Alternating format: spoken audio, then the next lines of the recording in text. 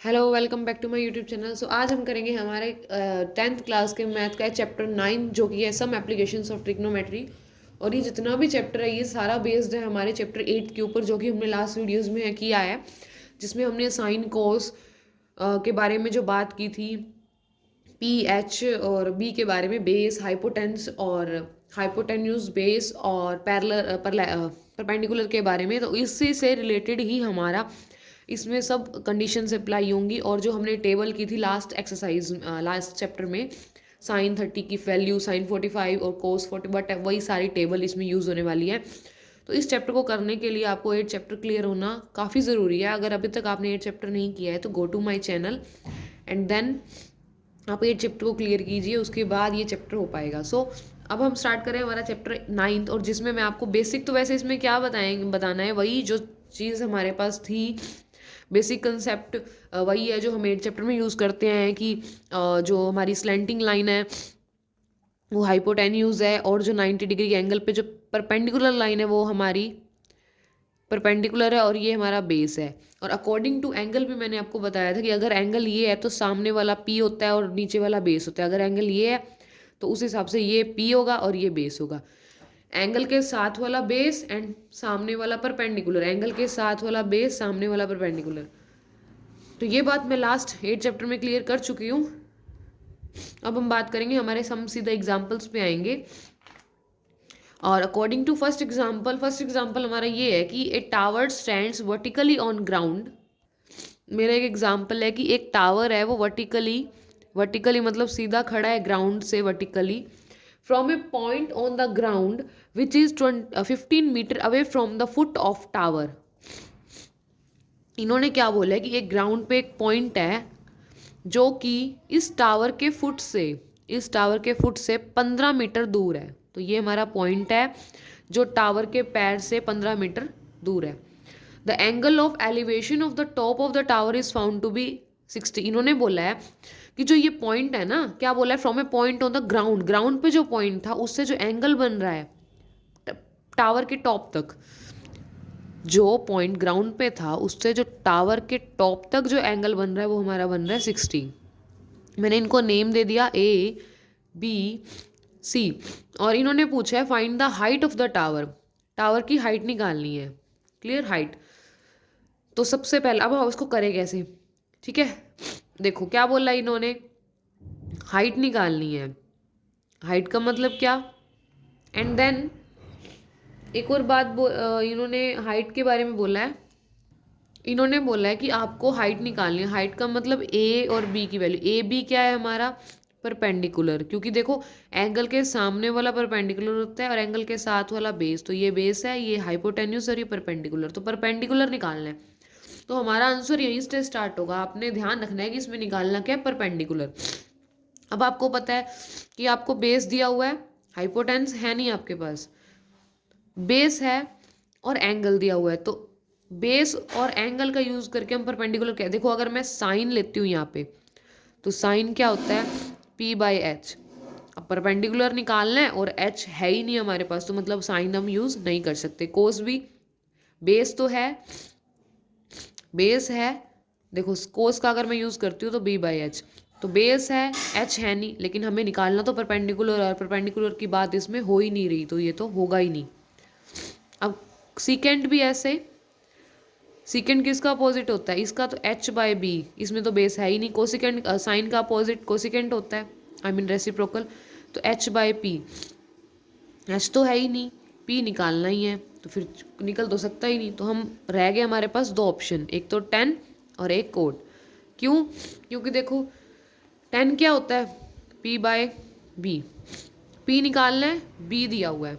Code क्या होगा, B by P, B दिया हुआ है, पी निकालना है। मतलब एक चीज़ दी हुई है, एक चीज़ नहीं दी हुई, तो हम निकालने वाली भी चीज़ इसमें है, और जो निकालने वाली चीज़ है वो तो पता है ही नहीं, जो दूसरी चीज़ तो हमारे पास होनी चाहिए ना।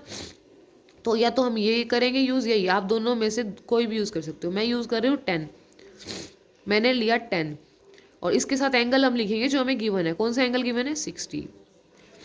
10 60 को हम क्या लिखते हैं, पी बाय बी।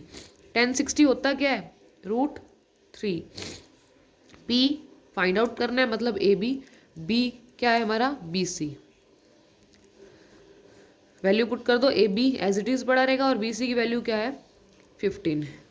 अब हमें क्या निकालना था, ए बी ही फाइंड आउट करना था ना, पी फाइंड आउट करना था, तो ये उधर जाके मल्टीप्लाई में 15√3 किसकी वैल्यू आ गई, ए बी की। ये हमारे पास निकल गया हमारा पी परपेंडिकुलर।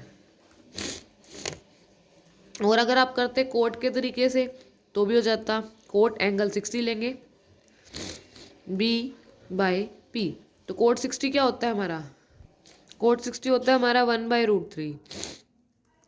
बेस दिया हुआ है, perpendicular as it is P पड़ा रहेगा या ए बी। उसके बाद ए बी को ऊपर लाना पड़ेगा हमें, तो मैं ए बी को इधर ले आऊँगी और ये √3 को उधर जाके मल्टीप्लाई में, तो 15√3 हमारा आंसर ये भी सेम। तो आप दोनों में से किसी का भी यूज़ कर सकते हो, तो दोनों में से कोई भी तरीका इसमें यूज़ कर सकते हो। उसके बाद अब हम आते हैं हमारे और बहुत सारे एग्जाम्पल्स है, बट हम करेंगे हमारा फर्स्ट सम। अब हम आते हैं हमारे फर्स्ट सम के ऊपर। फर्स्ट सम में क्या बोल रहा है, देखो मैं आपको मैथ्स में से ये स्टेटमेंट ही दिखा देती हूँ। A circus artist is climbing a 20-meter long rope which is tightly stretched and tied from the इन्होंने बोला है कि एक सर्कस आर्टिस्ट क्लाइम कर रहा है 20 मीटर लॉन्ग रोप पे, ठीक है, which is tightly stretch and tied from the top of, एक वर्टिकल लाइन है और उसके टॉप के साथ ग्राउंड तक एक स्लैंटिंग लाइन जा रही है और उसके ऊपर वो क्लाइम करेगा, आई मीन कूद रहा है। तो हमें क्या करना है, इस पोल की हाइट निकालनी है, मतलब पी निकालना है। एंगल हमें यहाँ दिया हुआ है तो एंगल के सामने वाला पी होता है, तो हमें पी निकालना है। और जो एंगल बनाया हुआ है वो एंगल 30, ठीक है। तो हमें एच दिया हुआ है, पी हमें निकालना है। तो अब बताओ इसमें एच गिवन है और पी हमें निकालना है। इन्होंने बोला कि हमारे पास एच दिया हुआ है हमें 20 मीटर, मतलब जो हमें ए सी दिया हुआ है वो एच 20 मीटर दिया हुआ है। हमें निकालना है पी मतलब ए बी, ठीक है।